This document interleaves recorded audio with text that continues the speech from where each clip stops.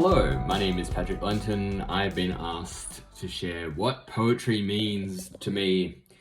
Um, I think that for a very long time I sort of thought that poetry was all about like very deep and meaningful feelings, very serious sort of stuff.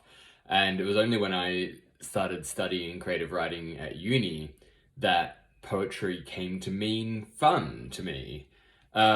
Because in a lot of the other classes, it was all very formulaic.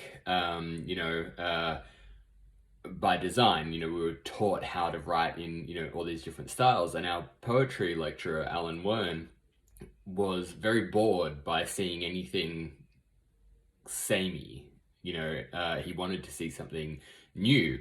And because of that, we were kind of encouraged to just try different things. If they didn't work, he wasn't shy about, telling us. But I remember me and my friend wrote a poem all about Lindsay Lohan's hair, and it was stupid. It was the stupidest poem in the world.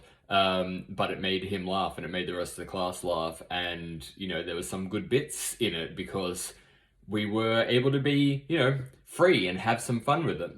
And that kind of led to the majority of my interaction with poetry being sort of in a comedic sort of fun way. I traveled Australia for many years as a member of a poetry boy band. We were called the Bracket Creeps, and we would write funny kind of parody poetry and perform at different places. We performed at the Opera House, and then we, like all good boy bands, we broke up violently.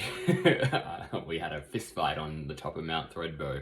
But the point of that was, it was stupid. It was very silly. And that, to me, the whole poetry boy band experiment was so strange and silly and, the opposite of like a career or hustle and grind culture.